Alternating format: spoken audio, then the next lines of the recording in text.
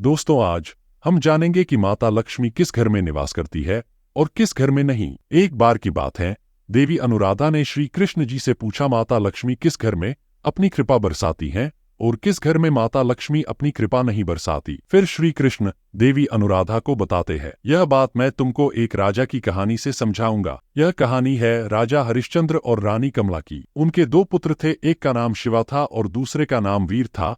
वह दोनों बहुत शरारती थे और दिन भर लड़ते झगड़ते रहते थे और दोनों की आपस में नहीं बनती थी।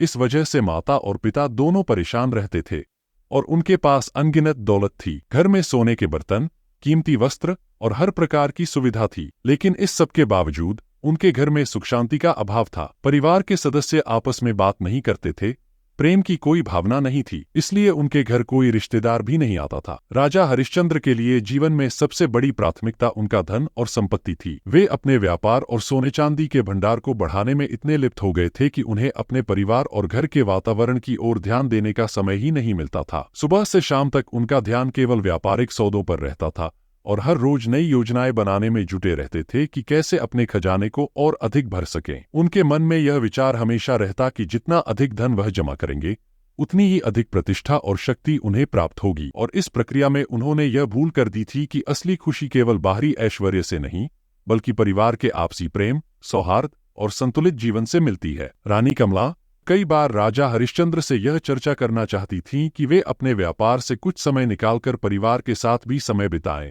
लेकिन हर बार जब वह राजा से बात करने की कोशिश करती, राजा अपने व्यापार में इतने व्यस्त होते कि उनकी बातों को अनसुना कर देते। कमला का दिल दुखी था, क्योंकि उन्हें यह स्पष्ट दिख रहा था कि परिवार के बीच प्यार की भावना धीरे धीरे खत्म हो रही है। उन्होंने कई बार कोशिश की कि घर में शांति और सौहार्द बना रहे। वे बच्चों को समझाती, उन्हें अनुशासन में रहने की शिक्षा देती, लेकिन बच्चों का स्वभाव धीरे धीरे विद्रोही होता जा रहा था। कमला चाहती थी कि राजा और उनके बच्चों के बीच संबंध मधुर हो, लेकिन हर बार उनकी कोशिशें नाकाम साबित होती थी। समय के साथ राजा हरिश्चंद्र की आर्थिक स्थिति धीरे धीरे बिगड़ने लगी। जो व्यापार पहले खूब फल फूल रहा था, अब उसमें लगातार नुकसान होने लगा। राजा हरिश्चंद्र ने जितनी मेहनत से अपना व्यापार खड़ा किया था, वह अब उनकी आंखों के सामने डूबता जा रहा था। उनके विश्वसनीय व्यापारी साझेदारों ने धोखा देना शुरू कर दिया था और व्यापार में आए इन उतार चढ़ावों ने उनके आर्थिक साम्राज्य को हिलाकर रख दिया। राजा ने बहुत कोशिश की कि वह अपनी संपत्ति को बचा सकें, नए सौदों में निवेश करें और घाटे की भरपाई कर सकें, लेकिन हर बार नाकामयाबी उनके हाथ लगती। उनका संचित किया हुआ धन, जो पहले कभी खत्म न होने वाला खजाना लगता था, अब धीरे धीरे कम होने लगा। जो खजाने के कक्ष कभी सोने चांदी से भरे रहते थे, वे अब खाली दिखने लगे। महल के खर्चे कम होने लगे और सेवकों की संख्या भी घटानी पड़ी। एक दिन जब सूरज की किरणें हल्की हल्की गर्माहट के साथ धरती पर फैली हुई थीं और गांव की हलचल धीमी पड़ रही थी, तभी गांव में एक महान ऋषि का आगमन हुआ। वे एक लंबी यात्रा के बाद गांव के पास आए थे। उनके चेहरे पर गहरा शांति और दिव्यता का तेज था।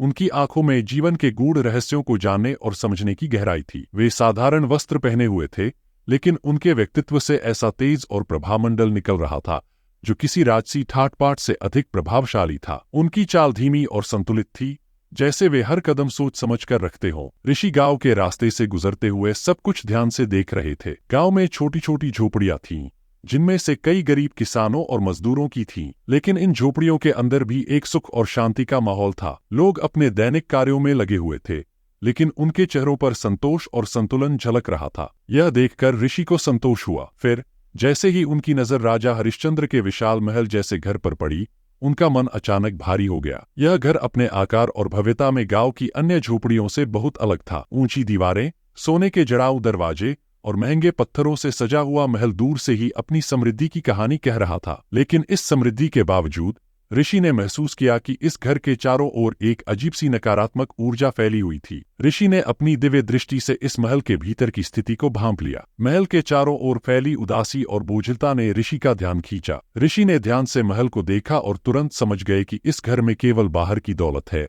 लेकिन भीतर की खुशियों का अकाल पड़ा हुआ है। ऐसे घर में देवी लक्ष्मी का वास कैसे हो सकता है? उन्होंने अपने मन में यह निर्णय लिया कि इस परिवार को सच्चे मार्ग पर लाने की आवश्यकता है। उन्हें इस घर में जाकर राजा हरिश्चंद्र और उनके परिवार को सही दिशा दिखानी होगी। यह परिवार जिस रास्ते पर चल रहा है, वह न केवल उनके लिए विनाशकारी है, बल्कि इस घर की समृद्धि और शांति को भी नष्ट कर रहा है। ऋषि का हृदय करुणा से भर गया। ऋषि ने निश्चय किया कि वे इस परिवार को सच्चे मार्ग की ओर ले जाने का प्रयास करेंगे।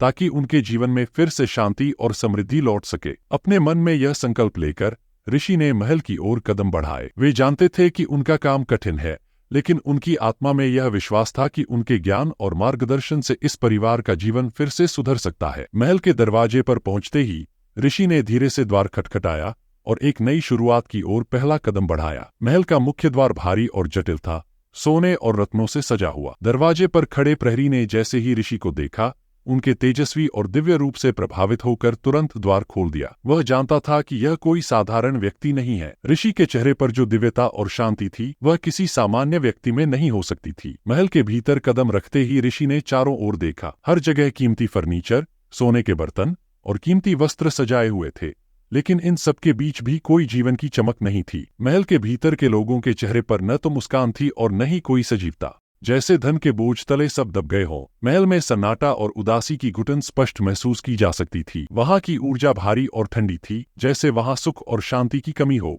ऋषि ने अपनी बात को और स्पष्ट करते हुए कहा, हरिश्चंद्र, धन एक साधन है, लेकिन जब तुम इसे जीवन का उद्देश्य बना लेते हो, तब यह रिश्तों को खत्म करने लगता है। तुम्हारे घर में दौलत की कोई कमी नहीं है, लेकिन रिश्तों में जो खाई बन गई है, उसे भरने के लिए सिर्फ प्रेम, सम्मान और आपसी विश्वास की आवश्यकता होती है। देवी लक्ष्मी का वास वहां होता है जहां लोग एक दूसरे के प्रति सद्भावना रखते हैं, जहां झगड़े नहीं बल्कि मेल मिलाप होता है। अगर तुम सच में चाहते हो कि देवी लक्ष्मी तुम्हारे घर में फिर से प्रवेश करें, तो तुम्हें सबसे पहले अपने घर के वातावरण को बदलना होगा। ऋषि के इन शब्दों ने हरिश्चंद्र को गहराई से प्रभावित किया। वह अब समझने लगे थे कि उनके घर की समस्या धन की कमी नहीं थी, बल्कि रिश्तों और आपसी समझ की कमी थी। अब उनके पास एक नया लक्ष्य था, अपने घर को फिर से प्रेम और शांति का स्थान बनाना, ताकि देवी लक्ष्मी का आशीर्वाद हमेशा उनके साथ बना रहे। हरिश्चंद्र की आंखों में अब नई जागरूकता थी और उनके मन में एक दृढ़ संकल्प पैदा हो चुका था। उन्होंने महसूस किया कि अब उन्हें अपने परिवार के साथ मिलकर इस महल को फिर से एक ऐसा घर बनाना होगा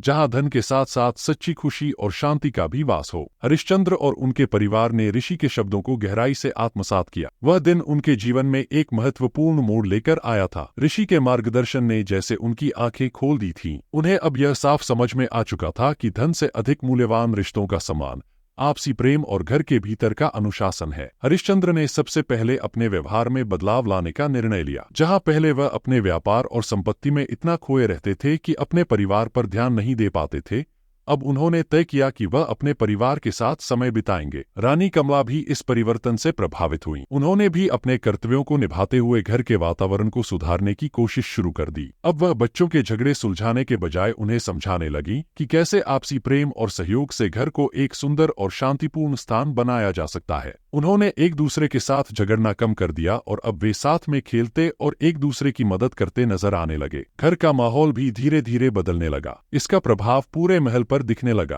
अब उनका घर सिर्फ 4 दीवारों वाला महल नहीं रहा, बल्कि एक सजीव और खुशहाल परिवार का प्रतीक बन गया था। समय बीतने के साथ महल के अंदर सकारात्मकता का संचार बढ़ता गया। अब घर में नकारात्मकता का कोई स्थान नहीं रहा। देवी लक्ष्मी का आशीर्वाद भी अब इस घर पर स्पष्ट दिखाई देने लगा था। उन्होंने जीवन का असली अर्थ समझ लिया था, परिवार, प्रेम और आपसी सम्मान। दोस्तों, इस कहानी से हमें यह सीखने को मिलता है कि देवी लक्ष्मी केवल धन से नहीं, बल्कि हमारे कर्मों और व्यवहार से भी प्रसन्न होती है। जहां प्रेम, अनुशासन और सम्मान का वास होता है, वहां लक्ष्मी का आशीर्वाद हमेशा बना रहता है। अगर आपको यह वीडियो पसंद आया हो तो इसे लाइक और शेयर करें और हमारे चैनल को सब्सक्राइब करना न भूलें, ताकि आप और भी प्रेरणादायक कहानियां देख सकें।